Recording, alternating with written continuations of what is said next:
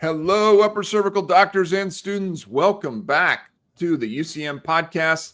This is Dr. Bill Davis, your host for today. And joining me as my guest is Dr. Christy Flick.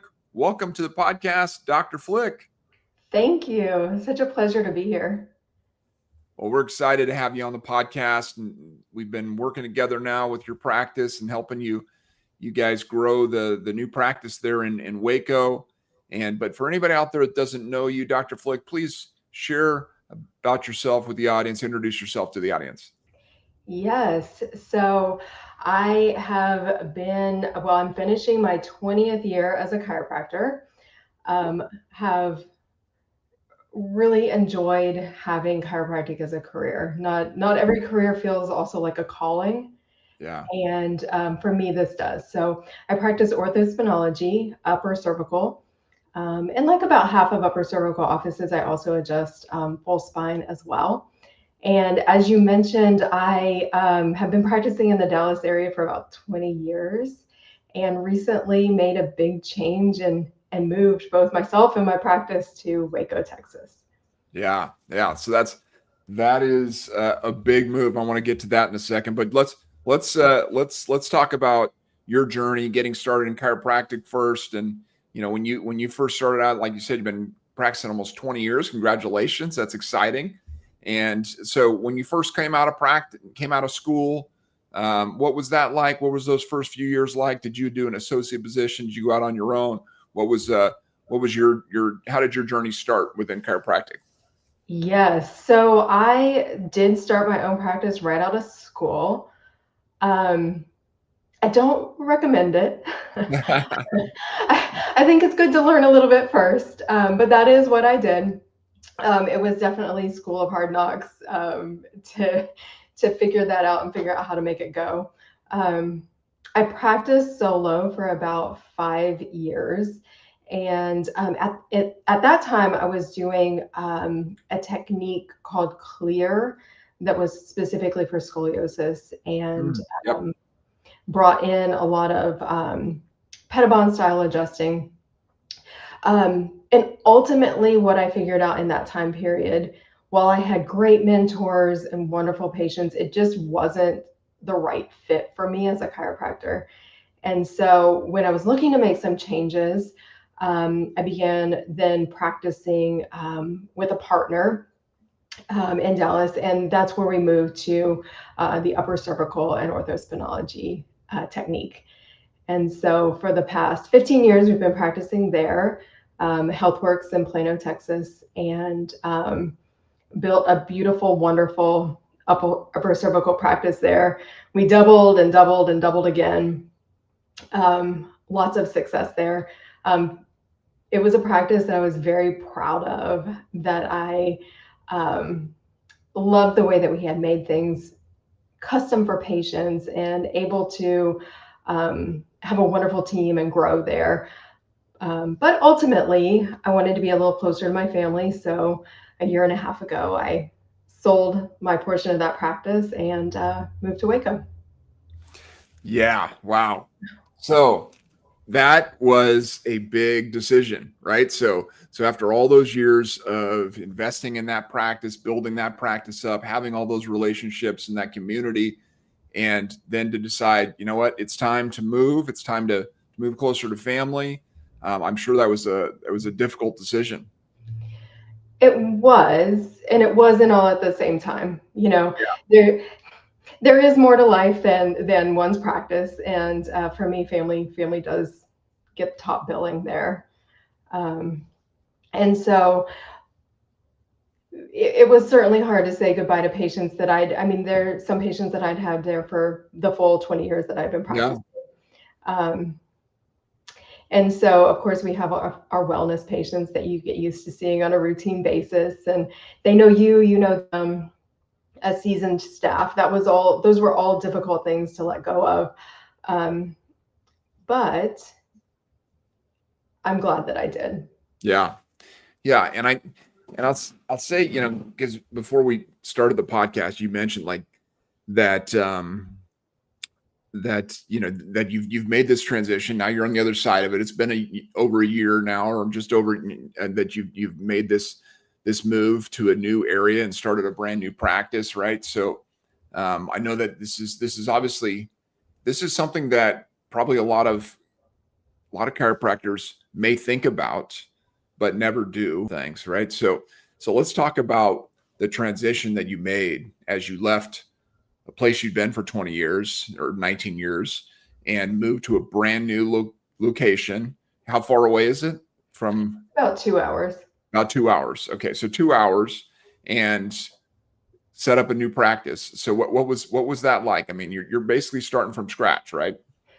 Yeah, starting from scratch. Well, to be 100% transparent, it was intimidating. Yeah. There's all sorts of things that can go on in the head. You know, is my success here a fluke? Am I only successful because, XYZ? And so I think the first battle is a mental battle, right? You have to decide that you actually can do that. Yeah. So at least for me, it was. But at the end of the day, I kept refocusing back to what is it that I really wanted, and to be near my family was a top priority, and so that won out and made it easier to be able to do some of those hard things and get my head straight. Yeah. So when I moved to Waco, I really hit the ground running, because Waco, as I've learned more and more the longer I've been here, is a very relational city. And the things that I did in the Dallas area that helped my practice to be successful are not the things that I've ended up doing here. Different market. So that definitely took a little bit of trial and error. But because it's such a relational city, everything's built on relationships. And so networking was my number one thing that I went out, I got to know people, let people get to know me, joined a few networking groups, and that really helped me to start the practice. In fact, before we even had space at all, I had a few people that wanted upper cervical care, and I knew them well enough that we did some visits inside my home. And I never thought I would do that. Right. But they were willing to travel an hour and a half down to Austin and get their upper cervical x-rays, and we took care of them locally. So that was pretty cool. I had envisioned myself taking some time off, really like just relaxing over the summer, but it turned out a little bit differently and better, because it's, how great is that to start a practice, and before you even have a place to practice in, you have a few patients on your books. Yeah. Couldn't ask for better than that. Yeah. So you can't, I mean, obviously, like you said, every market is different. And I think that's a really important thing to understand, right? It's this, what worked in Dallas may not necessarily work in Waco, right? And there's different things that have to, I mean, and even just, it's 20 years later, right? Like things are different than they were 20 years ago when you started.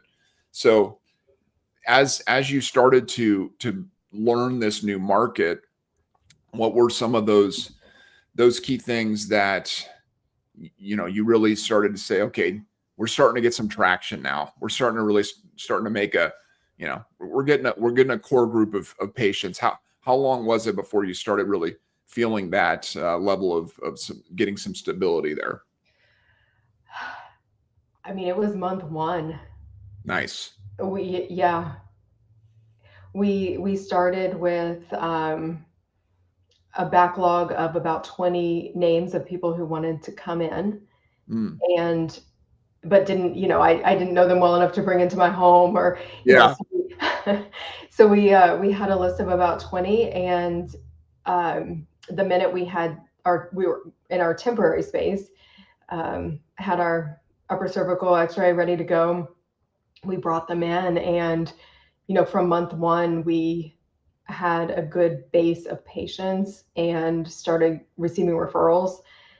And from purely a business standpoint, even with the build out that I did in my temporary space, we were in the black from month 1. Nice. which I was very, very relieved to see. Yeah. Yeah. Absolutely. So, but like you said too, it wasn't like you just, opened this new practice and then you just sat in your office, right? You So, got out there, you were meeting people, you were connecting with people, you were getting to know the community, right? yes, yeah, getting as connected as I can. So we have a local church, and that's been one place where we felt connected and part of a community. We have, and I say we, my husband's also a business owner here in Waco too. Oh, So okay. it's Nice. when I say we, that it's me and my husband. Yeah. So Uh, he started a new business there too. he did. Yes, he did. Wow. Wow. Okay. So you both came there and started new businesses. So you're both getting out there and meeting people and connecting with people in the community as well. We're doing the thing. We're making Yeah. Waco our town. So we Nice. joined the chamber. There's a Women of Waco, a Mm, group that I joined. And then I joined my local BNI, which has been very, very good for me. nice. Yeah, that's great. And because that's the key is, I mean, whether you're, like you said, if you're coming right out of school and you're going right into your own practice, which we don't recommend either, right? But even if you are, or if you're coming out of an associate position, whatever, the key thing is you can't just sit in your office and expect people to show up, right? You got to get out there. You got to start building relationships. You got to start connecting with people in the community. Yes, yeah. And I didn't notice this as much practicing in Dallas, but definitely here, people Mhm. do want to know you. They want to Yeah. know something of your personality, of who you are. And then they decide if they can trust you. And I've had people that I've never talked to about a word about something going on with their spine or their health. And we did a charity dinner a few nights ago, and someone at our table, I looked on my books and, oh, there she is.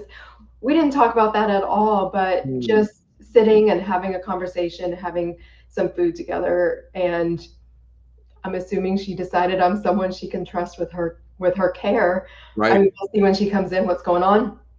But that is the kind of thing that I've found to be extremely helpful, just being involved and sitting down talking to people.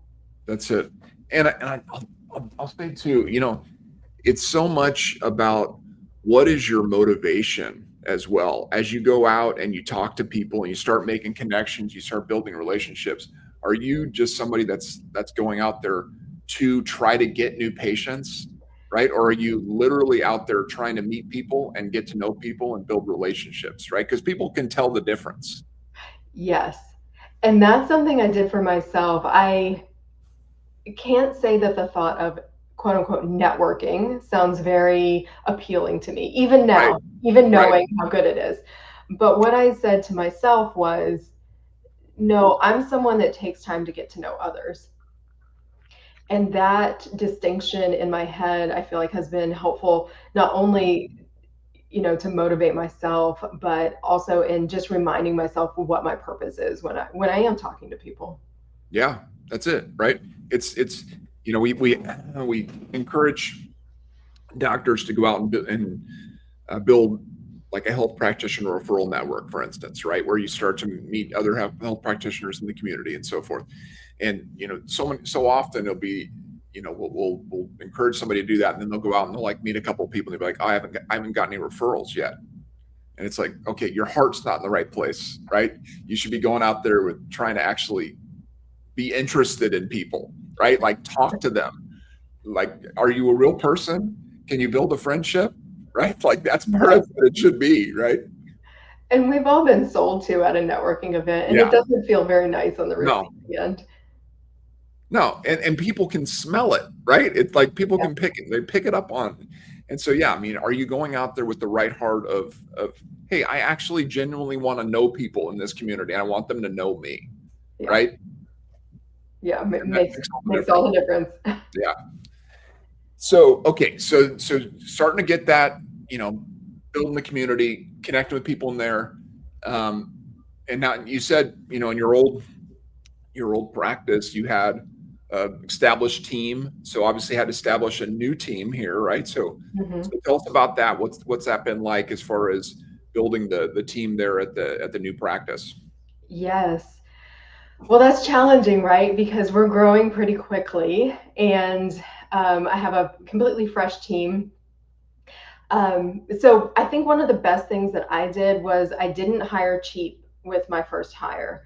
Mm, I went for someone that um, had quite a bit of experience in customer service, not um, a fresh face, brand new to the marketplace.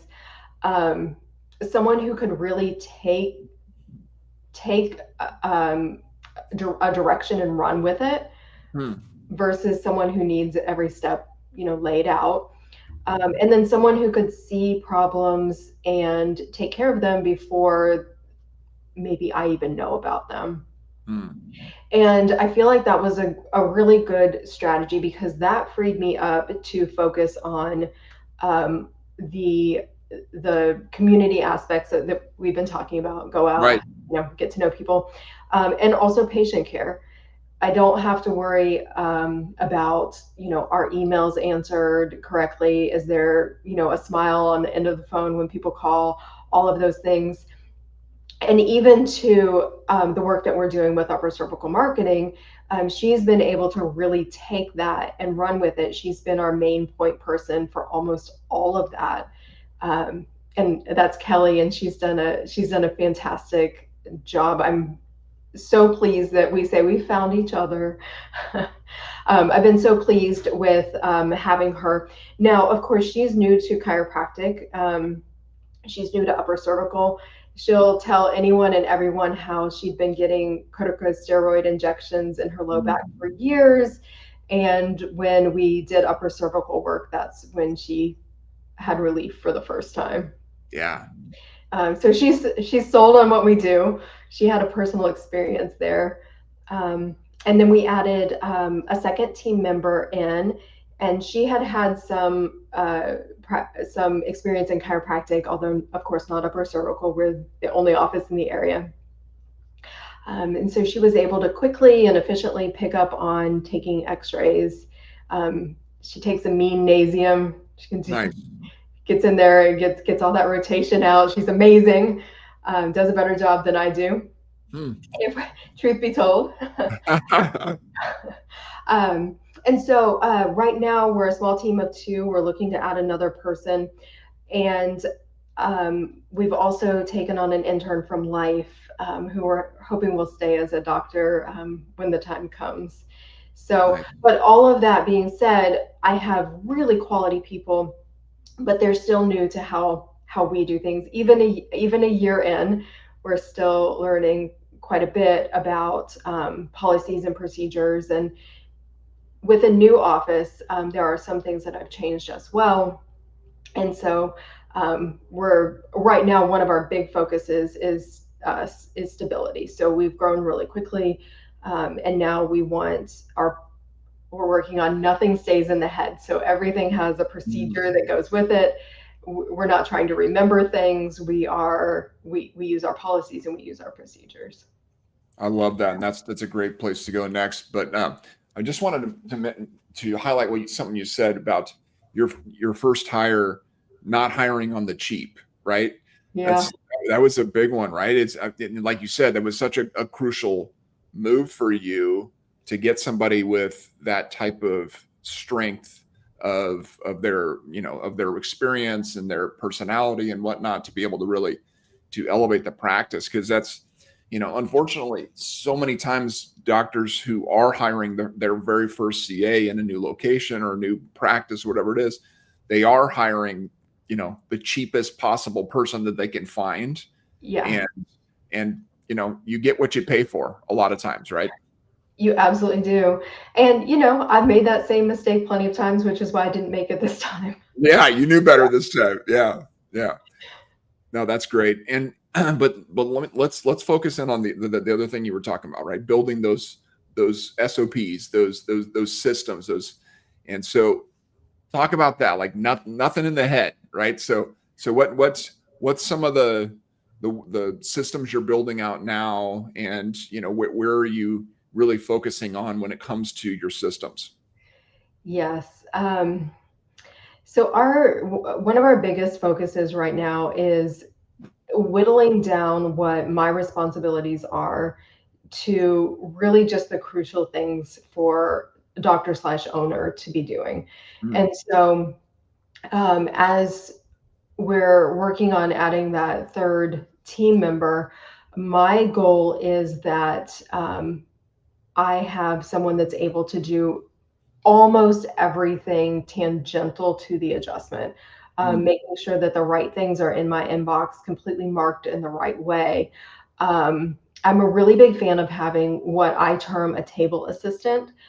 Um, it's something that I've done before, and so as we add our third team member, that's one of the procedures that we're working on is someone that does some scribing, some cleaning of the table and turning it over, bringing the patient to the table, having whatever level of conversation that patient needs to have before the adjustment happens, so that I can really focus in on delivering that adjustment, um, and taking care of the patient versus all of those other little pieces that happen around that. So that's one of our biggest things.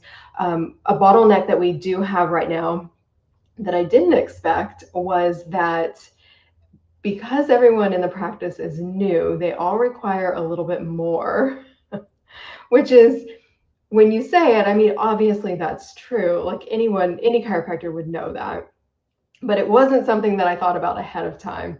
mm. So my adjustment time takes longer. And so we're working on just narrowing that down so that we don't end up with capacity issues there. Yeah, yeah. I mean, like you said, when you've had a patient for 15 to 20 years, right? They know the routine, right? They're running Yeah. their own little world there, right? They just come in and out. They know what to do. I mean, I've given an adjustment where neither one of us says a single word. It's 5:45. They walk in, lay down, adjustment's given, they walk out. Yeah. Yeah, wave of the hand. See ya. Yep. No, that's great. No, and Not yeah, here, not when everyone's new. not here. Right. Yeah, but I love that idea of the table assistant. So talk through a little bit about how your practice is set up and like how patients flow through. I'm always interested in that, like how what that system is like. I think it's helpful for new doctors or for anybody that's going to be setting up a new practice to be thinking about that, right? How do people get from the front door to the adjusting room if they're an existing patient? What do they do after that? What about a new patient? What's their flow through the practice, right? Can you talk about some of those things? Yes. So I have the distinct pleasure and stress of building a building to house my practice in. So I was able to design it exactly the way I wanted it to flow. Mm, So we come into a front desk atrium area. There's just 3 seats there. So it's not really meant to be a large waiting area. That's where a new patient would stop and stay, greeted by the front desk if there's any additional forms they need to fill out. For a new patient, I would then come and escort them to the back.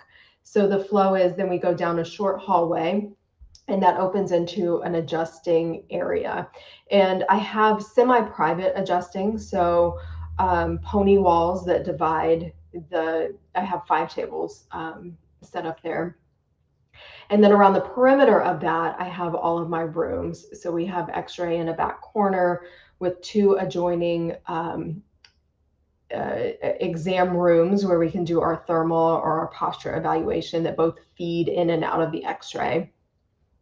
That helps us to be able to see more new patients because we can stagger a new patient time mm. and bring people through those 3 rooms, gowned, not needing to change because they're coming in and out of rooms. It works pretty sweet. Nice. So with a new patient, I would then walk them back there. We would, go through all of those exam procedures. I do a 2-day report. So we would do something similar on the second day where we go over x-rays and talk about course of care. For a existing patient, they bypass the front desk altogether unless they just want to stop and chat with Kelly. Some of them do. She's fun to chat with. That they know they can just come to the back adjusting area. We've got a check-in iPad there. They put their phone number in and have a seat on. We've got a built-in bench that they can wait on. And then we have the table assistant that comes and brings them to the table when they're ready, or when I'm ready for them. They get their adjustment. Depending on what type of care they have that day and what stage of care they're in, we may also apply some cold laser. So we do that then in a different room. They move off of the table so that we can turn that table over and continue to use it. They move to a little therapy area that is a cozy room where they can rest, do their after Atlas rest. We have cold laser in there as well. And then the visit would be done. We wish them a wonderful and blessed day, and off they go back out. It's a kind of a circle that they would go in, and right back out the front door. Nice. And so, and with your, because right now there's the two CAs, right? Or office manager and CA, something like that, right? Yes. And so because you said your one CA takes films and stuff, is she more focused on the new patient side? Yes. So right now we have it divided between front office and back office. Okay. So Bryn, our back office, she is splitting her time between on a lot of things. This is why we're hiring a third person. So she'll do x-rays and exams. She will do the table assisting, and she will also set up and take people off of the laser, monitor their resting if they're doing that. Gotcha. So she sort of stands in between the two zones right now and goes back and forth. She's a wizard at it. Gotcha. So the plan, though, when you bring in the third is what with her role? Yes. So she's going to take a little bit off of both sides. So she'll do a little bit more of the admin part of the front desk, freeing up Kelly to do some higher value items. And she'll also completely be able to mirror the back office. So we want her to be able to do the x-rays and exams. And then the two will switch between what their function is, whether that's going to be therapy / answering phones, or if that's going to be table assisting and bringing people around. And that will keep both Bryn and our new hire fresh and able to really go back and forth between that role. Nice. Awesome. Well, I know you mentioned it earlier already, but I'd love to hear, how are things going with working with us with UCM? And I know that we've been working with you guys for a while now, and been a great growth partner with us as we've been working together on your practice. So I'd love to hear you just talk about what it's been like to work with us. Yeah. UCM has been fantastic. So number two, as far as where our new patient sources are coming from. So we started back in May. Since May, we've had 24 scheduled appointments. We've had 22 of those people go all the way through to their report.